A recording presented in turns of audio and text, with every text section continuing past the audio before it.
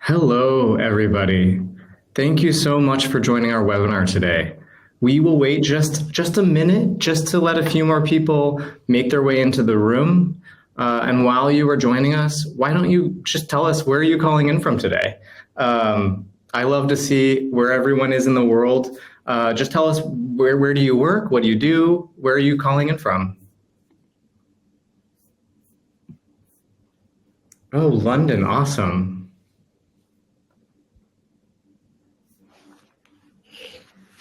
Oh, Houston, Texas. Copenhagen, Sweden, London. It's truly globally representative here. One from Vietnam. I wonder if that's the furthest away. Wonderful. Okay, I think we have about hit critical mass. So please keep chatting, and I'm going to start moving us through our agenda today. Just a few housekeeping items before we kick off. We're going to aim for a 45-minute duration today. We want to be super respectful of your time. We're going to pack it full of information. But in case you have to hop out early, the webinar will be recorded. So look for that in your email after the webinar today. Also, please do submit questions. We're going to do a Q&A at the end. If you can, please submit using the question box in the bottom right hand of your screen. That way we can really manage the questions that come in and make sure we can respond to as many as we possibly can in the time that we've got. If we don't have time to get to your question, don't worry, we will write back to you with a response. One of our experts at Normative will be responding to all of those messages. And then last but not least, we will be sending a webinar at the end of, or not a webinar, we will be sending a survey at the end of this webinar that's designed to help us improve our content. It's really important that every single month we get better at what we do. And we want to make sure that these webinars are meaningful to you, that you're really learning something when you come. So please take a moment. It'll automatically pop up on your screen. Take a moment to respond and help us get better at what we do. So here is our agenda today. Really quick, my name is Taylor. I'm a product marketing person here at Normative. I'm originally from Seattle in the US, but I've been here in Copenhagen for about 3 years. I really love my job at Normative because I get to tell the story about our company and about our product and really bring it to life. And I'm excited for this webinar in particular because employee engagement was something that I personally really didn't know that much about. So this was a huge learning opportunity for me to learn about a whole new area of our service offering and really get to embrace this story as part of Normative's holistic vision, which I'll talk about in just a few minutes. But the agenda today is to start with a conversation. So we're really delighted to welcome Rick, Neil, and Carolina. Rick is from loveholidays. Neil and Carolina are both from Normative. Neil has some previous experience at Peakon, which of course is like huge in the employee engagement and performance monitoring space. So we're really excited to hear these perspectives. And I will let each of them do a little extra intro when we come into the conversation. After that, we will talk to Johnny. Johnny will give us a bit of an overview of what does effective employee engagement look like. And then we'll hand over to Katie, who works on our strategic partnership team, who will talk about what does our offering look like? How does Normative support our customers to do effective employee engagement? So really quick, before we get into the content of this webinar, I want to give you a little overview about Normative. Our mission at Normative is to make known and reduce the sustainability impact of all economic activities on the planet. And we do that with a very diverse background. We were founded in Stockholm in 2014, which means sustainability is really core to our practice. We're now about 170 teammates based in Stockholm, Copenhagen, and London. Second, science is really the inspiration for everything that we do. So whether it's our product, whether it's the partnerships that we pursue, whether it's our collaborations like the SME Climate Hub or Bankers for Net Zero, we're always starting from this scientific foundation. And so I can really predict that in this conversation in a few minutes, we're going to hear just how important metrics and measurement is to successful employee engagement. And of course, we come from many different kinds of businesses. We have people like Neil, who's coming from a really disruptive SaaS product. But we also have people who come from companies like SAP. So we really have embraced all different kinds of the business ecosystem, and we channel all of this into our experience at Normative. And how we deliver value to our customers is by making carbon visible. We really believe that when you can see carbon with your team, you can reduce and lead to net zero. And we do that through these three main pillars. The first is scientific integrity, that, as I said before, we do everything with a foundation of science. And I think a great example of this is our recent report that we put out in December that was looking at what do leaders in this space look at? What are they thinking about? And one of the themes of that report in our carbon accountability report was employee engagement. How was it possible to get the sustainability data out into the team, make it available to the people that need it? It's also responsive insights. So that's how is the data meaningful? How can you collect the right business data and turn it into actionable carbon insights? Whether that means measuring your business travel, whether it means engaging your suppliers, making sure that data is super accessible. So then you can build the sustainability initiatives and reduce your emissions ultimately. And then I think the most important one for today's subject is continuous collaboration, by which we mean sharing insights, collaborating, whether it's with business leaders, whether it's your team or stakeholders or suppliers or investors, whoever it is. It's so important that the data is understood by everyone, that you have the right experts on hand to make it understandable and usable. And that's part of really what inspired today's webinar, is how can we focus in on the team? How can we give them the resources they need to really learn? And one more slide before we jump in that I wanted to show was the net zero journey. This is what we think of that every single business, probably in the entire world, needs to do in order to reach net zero. So we start with this carbon baseline. I think if you've joined a Normative webinar in the past, we talk a lot about carbon accounting. We talk a lot about how we bring accuracy and visibility to those carbon emissions in your business. But then what's also super interesting is what you can do from that baseline. When you have the foundation of high quality data, what can you build on top of it? And so we talk a lot about target setting, reduction initiatives, of course, engaging your value chain. But our newest offerings are employee engagement and executive bootcamp, which is kind of what we'll be exploring today. But it's one more way that you can work with this carbon baseline and turn it into a really meaningful, actionable program for your entire company. And with that, I am thrilled to kick off this conversation. So I can hear Neil already clearing his throat. He's getting ready to chat. And I would love to welcome Neil, Rick, and Carolina to the stage. I'm going to close down this deck so that you can see our beautiful faces. And we're going to go from here. So I would love to hear first from Rick, if you would just introduce yourself, tell us a bit about who you are.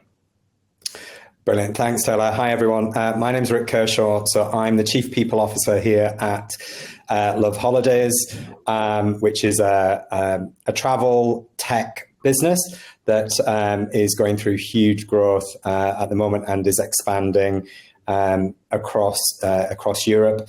My background is prior to loveholidays, I spent some time at Meta, Facebook.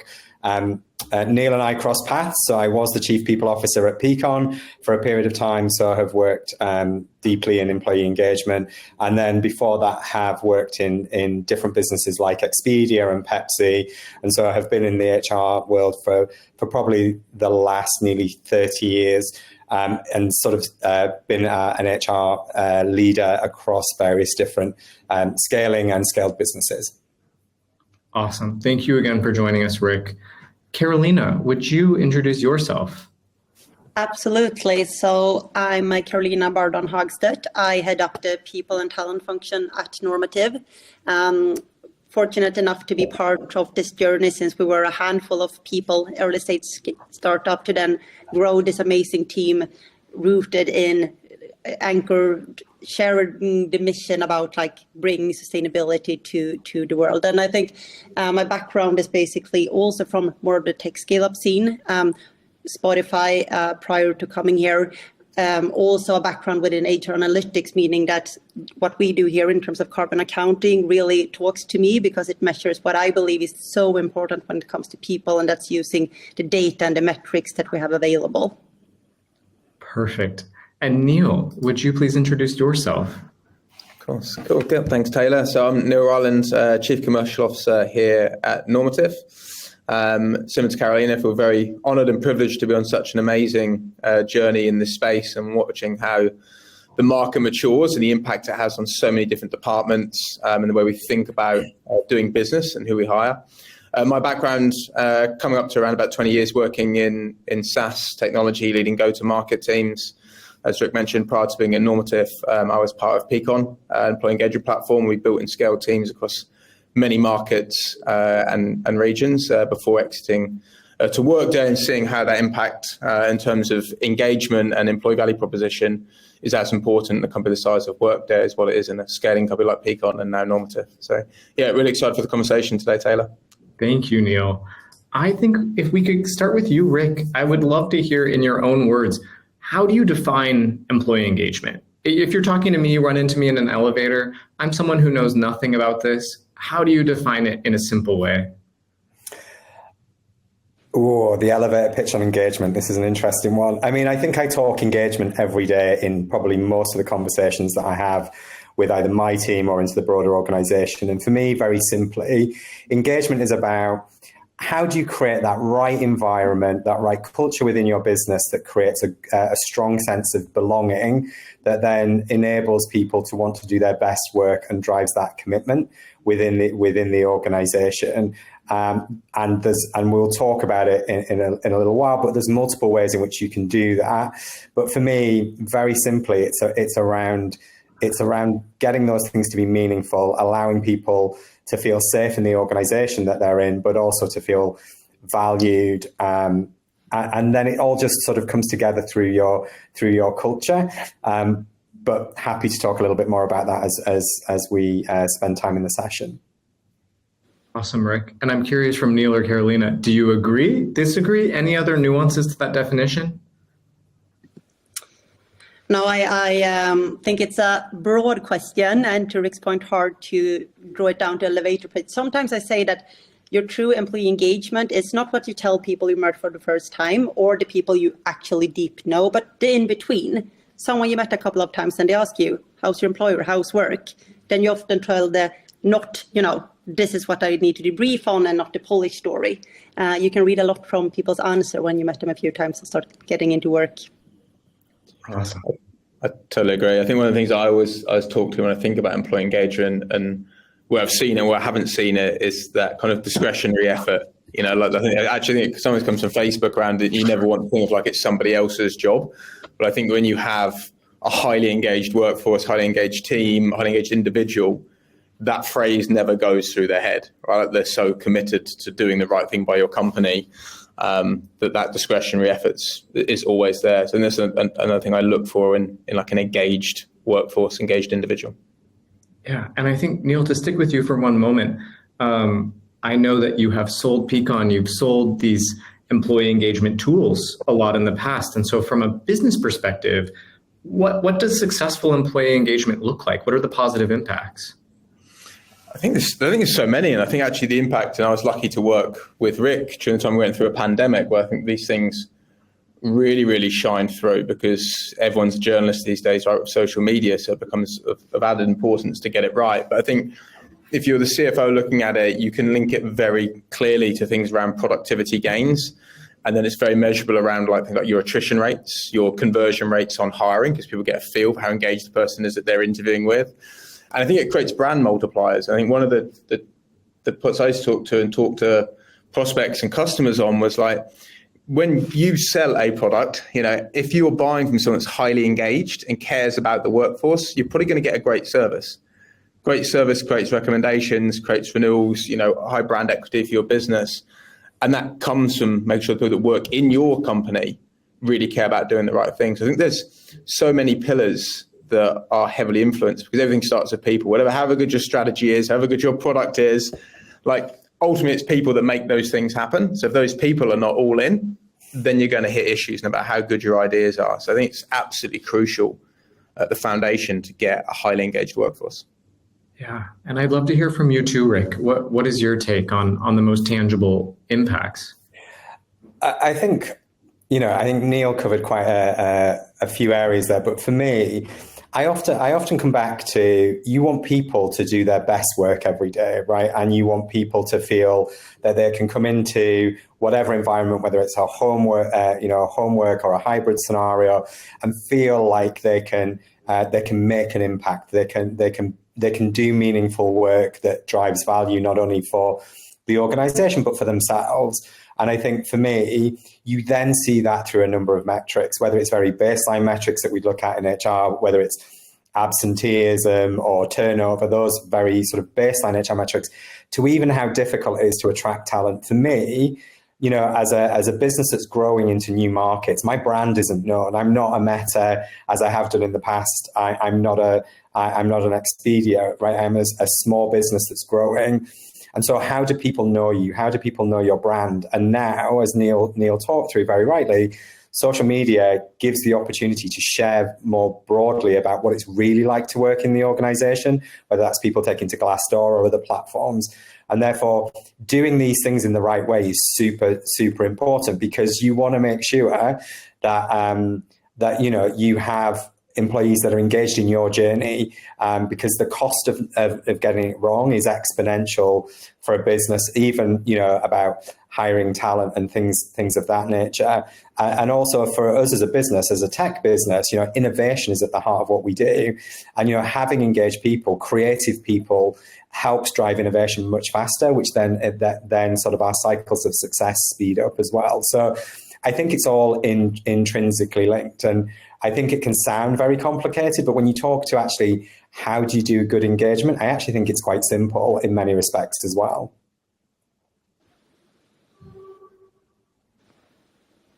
Muted.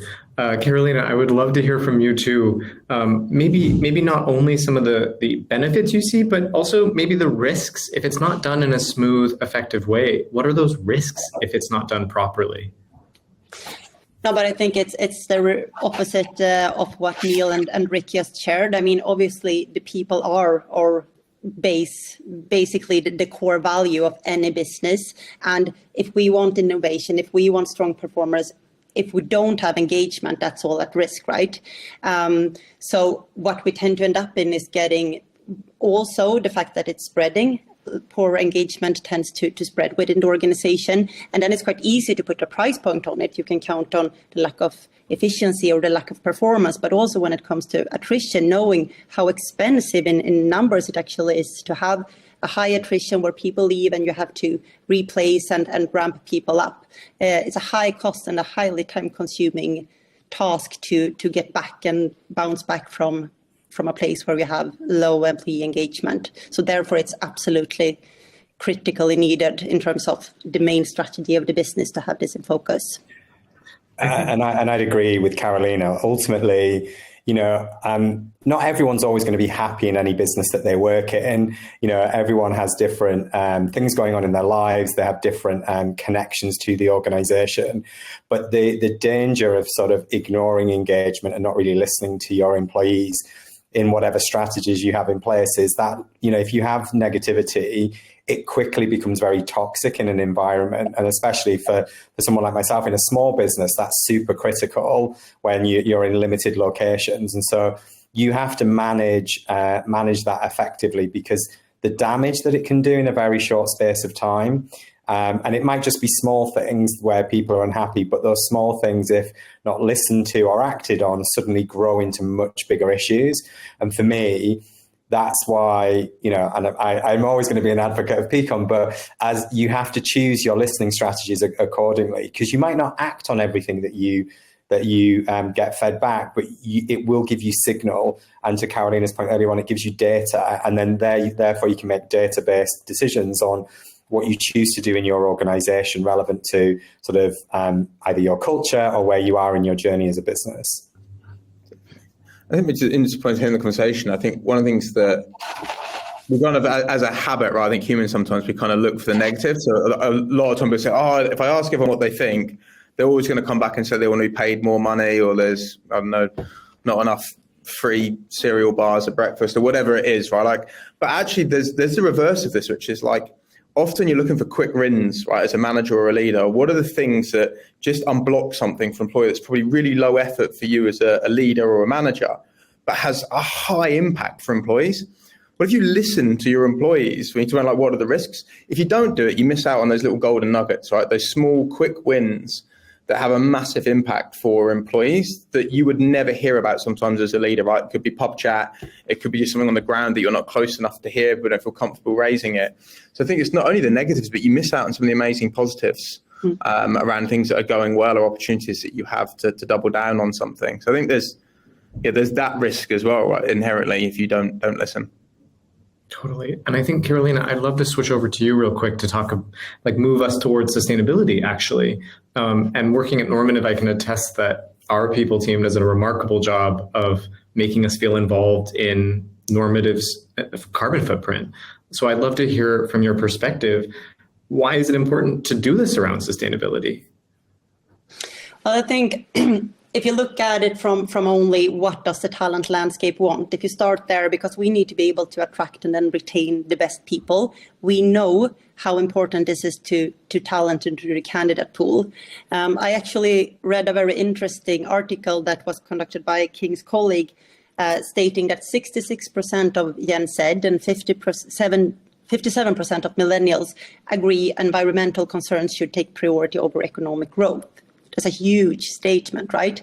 We also know how big of the workforce we will see millennials and Gen Z being over the next years, even if those numbers shifts between reports, but somewhere around 70, 75. So if we don't care, we will not be able to attract and retain those candidates and those employees. And I also believe, just as the shift we've seen in terms of taking diversity metrics to heart and really being transparent about that, it starts with being transparent on where we are. It starts by measuring what matters, setting targets, taking actions, taking accountability, and involving the team, because that's the way to create engagement. It's basically saying, this is where we are at, and we're going to do this together as one team, which is also needed because sometimes it can be, decisions that not necessarily is super popular among employees. In our case, for example, a vegan food policy, which is not preferred by everyone. So you need to understand, why is this important, and do we commit to the intent of why we do take certain decisions?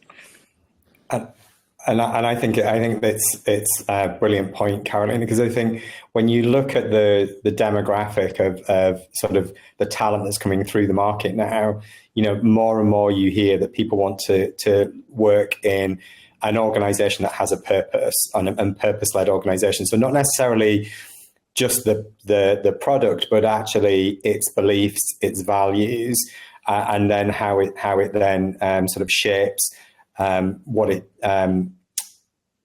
that then helps the organization to drive. And I think I think it starts with you as an organization. Not every organization can solve every problem in society, but ultimately you have to be a responsible business. And I think more and more connected to purpose, people want to work for responsible businesses that take these things seriously, are very focused on their impact, what they're doing for themselves and what they can control, because obviously you can't control everything. But I think if you are responsible in that way and really focusing on how you make a difference, not only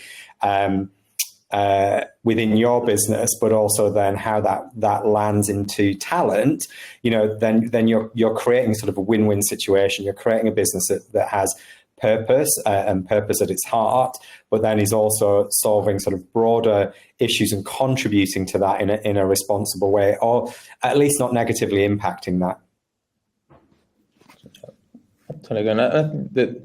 The point is now that most companies, if you go onto their website, they'll, depending on what they do, who they are in the industry, somewhere on there they'll have like an ESG policy, a sustainability page, whatever it is, and they put that out there to the world, right? So that's the view.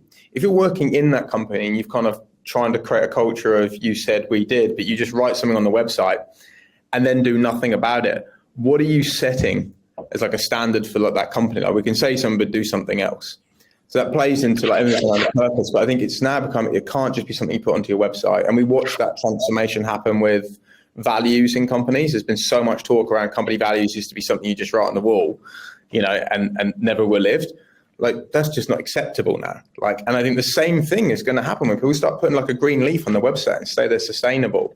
Not only is there the impact on legislation, but actually for the topic today around how employees then engage and feel to it, you're creating huge risk in your business by doing that. And you're not going to have the resilience as other companies step up and own this as an outcome. You run the risk of falling behind. And history has said that happens with other topics as well. So I think we're in a similar position now, an exciting one to get it right. I think, and I think, Neil, building on that, and I think Lisa just raised a point in the chat as well, it can be difficult to engage people in an agenda, right? And I think for me, we're at the very early part of that for Love Holidays. I'm currently like sort of building our responsible business plan and ESG strategy. And for me, it's really thinking about how do we sort of leverage and get, people involved in determining what we see as being priorities, what we feel we can work on as an organization, how we sort of are sharing that back, how are we making sure people feel involved in the journey, because not everyone will want to be. And then but I think absolutely working through people, listening to what we can achieve, because all those ideas won't come from me, they'll come from other people. And therefore it's about how do we do that? And I think it's small and simple and sustainable in terms of being embedded into your organization. I think, gone are the days where you put a statement on the wall and it suddenly becomes true, right? Like that never happens. And in 30 years, I've gone through that iteration with, brand, values, EVP, all of those things. Now people really care about what you're doing. So for me, it's about keeping it simple, choosing those things that are big priorities for the broader population of your employees, and then actually doing them and role modeling that as well. So making sure that leaders are on board with that, because the easiest thing is to do this bottom-up build of here's some great ideas, and then sort of leaders at the top go, it's great, but again, it becomes that statement on the wall. So I think really having that top-down and bottom-up approach, but actually having leader involvement and leader engagement is absolutely critical for me. I think that's a beautiful place to wrap up this conversation, although I'm like super keen to hear more from all of you. We will have Q&A at the end. So please, Lisa, thank you for your question. Please, other questions, please post in the question box in the bottom right-hand corner of this window. But for now, I would love to say a huge thanks to Neil, Carolina, and Rick for joining us. They will jump in at the end for a few questions and answers. But wonderful chat. I wish we could go on another 2 hours, but we can't, unfortunately, today. So questions in the chat as well. Thank you, Taylor. Thank you so much. So now I am going to pull back our deck, and I am very delighted to introduce Johnny, who will give us a quick overview of best practices specifically around sustainability in employee engagement. We heard a few ideas in this conversation, but now we're going to hear from one of our experts. So Johnny, please take it away. Thanks, Taylor. And hello, everyone. So my name is Johnny McCreish. I'm a senior climate strategy advisor for Normative. I'm based out of our London office, and my background is in sustainability consulting and carbon accounting. My day-to-day work is working with enterprises, helping them to understand their climate impact and then look ahead at their net zero journey. And so crucially, it's looking at reductions and how to get there. And so that leads nicely into our conversation today. And to be honest, this is my favorite part of my job. Like the data, the Excel spreadsheets is important, but actually this is the really exciting part where you can really get some energy from your team and then look at actually how are we going to get to net zero and make some important changes in our operations. So to be honest, I thought I was going to have to do a bit more of an introduction to why we are where we are and what is the bigger picture. But I think the previous conversation was really excellent in terms of like setting that baseline. All that I'll add to it then on this slide that I've got is, yes, we know there a lot of the people in the call listening know the planetary imperative. You also know the regulatory imperative. You know, you might have CSRD or SECR or SEC reporting coming up. You also might know that there's a competitive need for your business to stay ahead of your competitors, to be a bit greener, to be more sustainable than them. But as came up in the conversation before, what we're also finding now is that employees and hiring the best employees is really important and essential for most companies then as they're growing. And so ensuring that you are creating a legitimate climate strategy that will attract and keep the best employees is really going to be a crucial part of your sustainability strategy. So in terms of actually bringing sustainability and climate knowledge into your employee engagement strategy, we like to start with the basics. So actually, we know it can be quite confusing or sometimes overwhelming or even scary for some people to hear these terms that they've heard about in the news and media. A lot of people have heard them many times, but they might not actually know what they mean, or they might be a bit embarrassed at this stage to say actually what is net zero, or what on earth is scope 3, or how does this actually impact our operations in day-to-day life. So what we find when we're working with companies is it's really important to start simple and demystify these phrases. And it's a really useful place to ensure that everybody that's on board, that's listening, understands that we're talking about the same thing. You're putting everyone at ease. And what we find is once you've done that, you'll find that your message, when you start to go a little bit more advanced and a little bit deeper, you'll have a more receptive audience. Maybe not 100%, but you will have a lot more people on board than if you just start throwing stats and information at them. Once you move past then these basics, you can start to build on themes and your own company specific sustainability strategy. It helps people to link their actions in their team to the bigger picture. Also, you can start to make recommendations or ask for recommendations. I really like that from the previous conversation, where you can get ideas from the workforce about, okay, how can we actually make reductions in our greenhouse gas emissions? So for example, as Carolina mentioned, you might have a vegan or vegetarian workplace policy. Or I have experience talking to sales teams in the past and trying to encourage them to take a train instead of flying when doing short distances. So maybe between London and Glasgow, or Stockholm and Copenhagen, or New York and Washington. These really do have the potential to bring resistance, but you would be amazed what happens if you prime the audience beforehand. So if you ensure that everyone understands the reason behind your policies, that it's not just being mean for the sake of it, you will get a lot more people on board with it. So maybe not everyone, but you don't necessarily need to get everybody from day one. You just want to at least treat people with that respect, that they understand it from the beginning.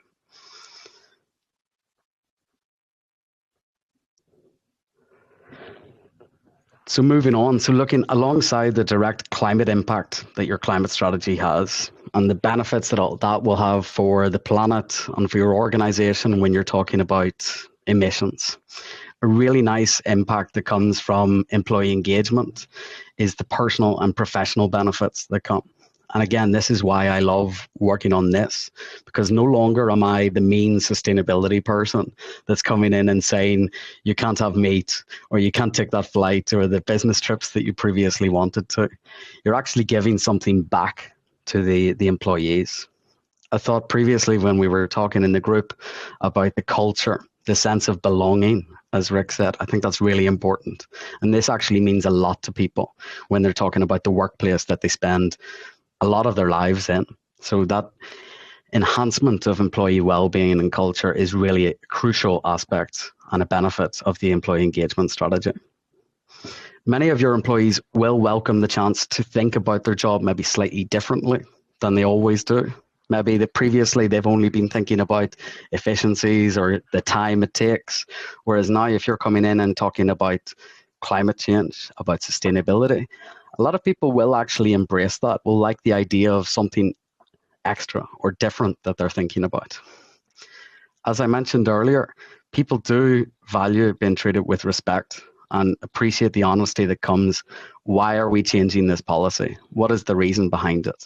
Our company might have a 2050 net zero target, so that's why we're doing XYZ today. That's why you need to take the train, why you need to turn the lights out overnight. Often people will also enjoy going home. They might have something to talk to their children about. They have something to talk to their network about. So again, that's a really nice part of the sustainability aspect of an engagement program.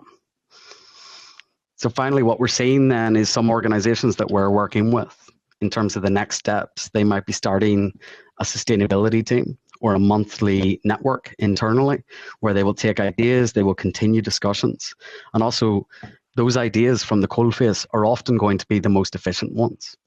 I had an example a few weeks ago when I was working with an organization where, based on the engagement strategy that we developed, they had an idea from the operations team about a way of turning off a machine during certain hours of the day. And it's ended up saving that company money and emissions both at once. And that's just from a new way of receiving information and feedback from the team. In terms of then what the team gets out of it, these are useful transferable skills that are going to be relevant not just in your existing position, but in every job and every position going ahead into the future.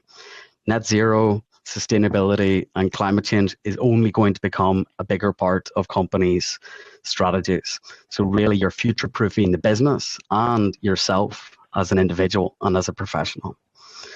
What we find then is that the outcome of a successful engagement strategy is that you have a happier workforce, you're more attractive to join or for new hires to come in. You will have a more impactful sustainability strategy, and there's a lot more positive energy for your business on the way to your net zero target. And so with that, I'm going to pass over to my colleague Katie, who's going to talk a bit more about how Normative can help you in preparing your employee engagement program. Thanks, Johnny. Hello, everyone. As Johnny said, my name is Katie. I work in the ecosystem and portfolio team here at Normative, and I'm joining from Galway in Ireland today. So on the hot and the very important topic of today, employee engagement, and more importantly, the sustainability engagement. Normative are here to help you. We will be launching 2 new services to bolster your employee engagement program as part of your business's sustainability journey. The first one, employee engagement, is a 90-minute virtual session led by our climate strategists to educate, excite all of your employees on the personal and professional efforts that we have to take to effectively reduce emissions. So Johnny touched on some of these, and in the workshop, we'll deep dive into that understanding of the climate crisis, a high-level overview of carbon accounting, and contextualizing your business's emission measurements and how it's driving business strategy. And finally, guidance on the best practices and the role-specific actions that employees can take to become advocates for sustainability within the organisation. And secondly, and I saw some chatter in the chat about this executive bootcamp, which is actually an in-depth workshop geared towards senior leadership to deepen the understanding of the implications of the climate crisis and what it means for specific line of businesses, and why there is a need to invest and consider carbon accounting in strategy and decision making. So these services can be attained directly through Normative to support your company-wide efforts, such as sustainability campaigns and trainings custom built to your business's unique journey to net zero. And with that, I'll hand over to Taylor. Thank you so much, Katie and everyone. I want to give you a shortcut if you were intrigued by anything that you heard today. I love the conversation happening in the chat because this is how we share best practices. This is how we can really learn so much from one another about what works, because it is urgent. This is so motivational, both for people like me who are working in sustainability, but also for people who are not working in sustainability, but still want to turn their role into something that can have an impact. So if you want to take your employee engagement to the next level, you're absolutely welcome to book a consultation with us. There should be a little window popping up on your screen right now. Please feel free to book with one of our climate experts like Katie and Johnny. We would love to take a few questions. I really loved a few that came in. I would be really curious to hear, and now please, all of our presenters, please turn your cameras back on for a few more minutes to answer a few questions. One of the questions was around how to increase that employee engagement around sustainability. And that's a huge topic. So I wonder maybe if Johnny, Rick, Carolina, Neil, if you could give an example of something that you've seen that worked or that was surprising or interesting.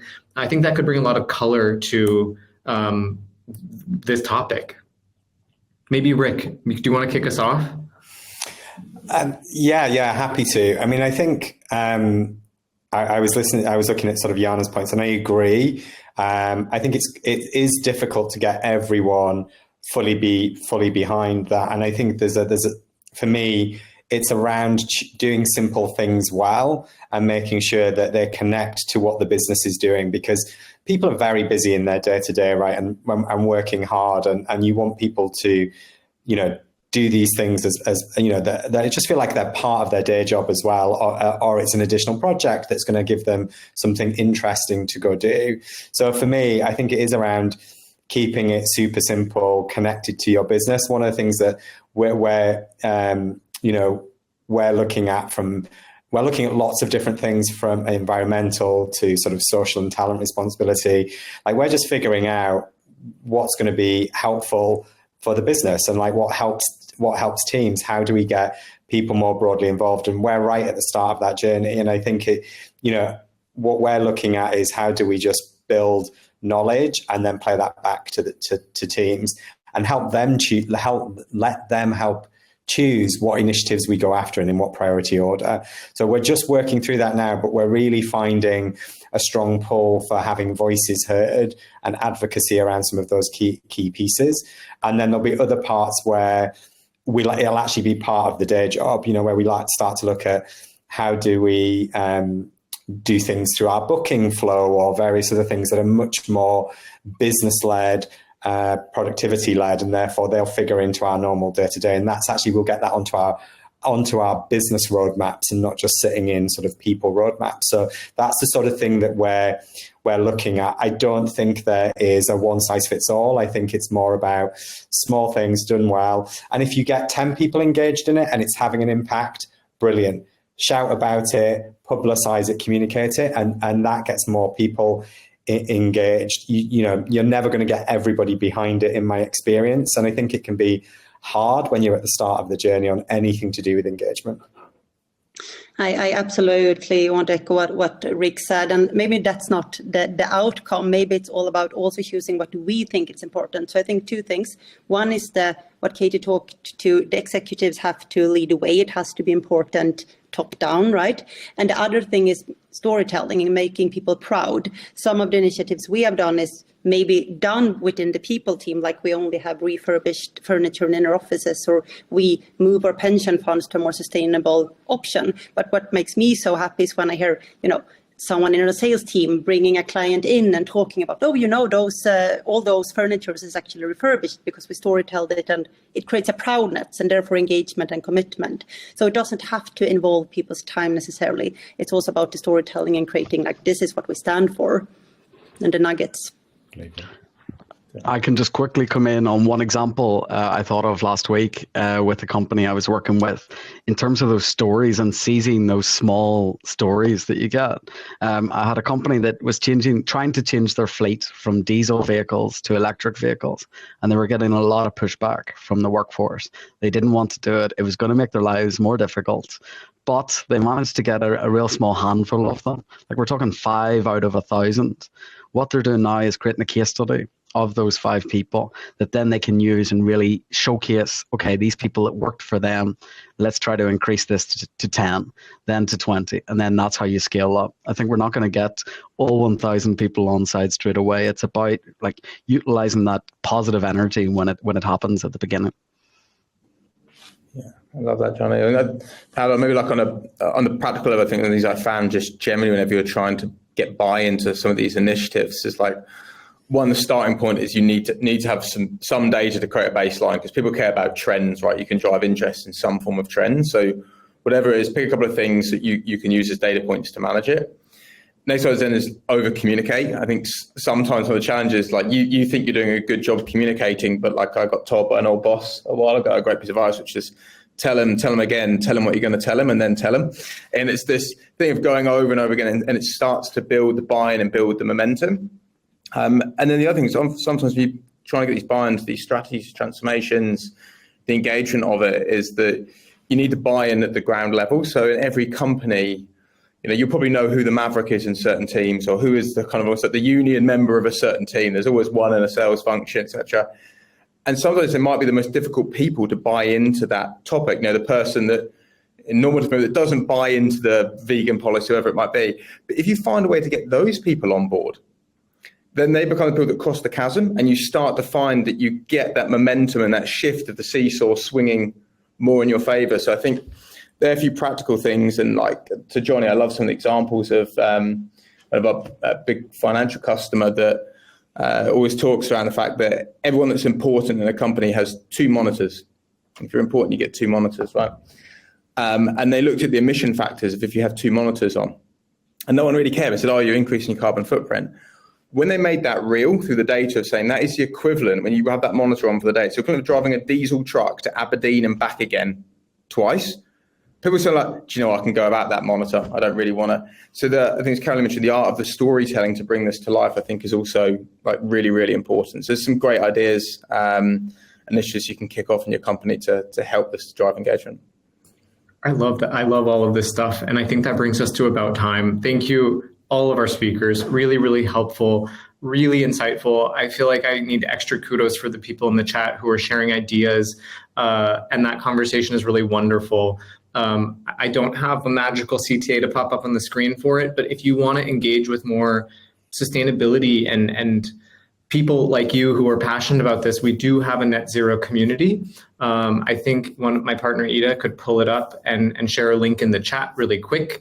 But that's a perfect place. If you've enjoyed this conversation, please join us in that group. We do meetups in Stockholm, in London, and really wherever people sign up, we will do more events. A very quick shout out to our next webinar. So on April 17th, which is the day after my birthday, we're going to be talking about CSRD. We are really thrilled to welcome some of our partners at PwC to talk about what do the best practices with CSRD look like. We know that this is top of mind for so many folks, so please do join us. It will come as a reminder after this webinar, but I'm really looking forward to this as well. And with that, that's it. Thank you so much. Thank you so much for coming. It was really delightful to hear these best practices and see the active chat. So thank you. Hope to see you all again. And if you have a question, don't hesitate to reach out to any of us. I know we are all here for that.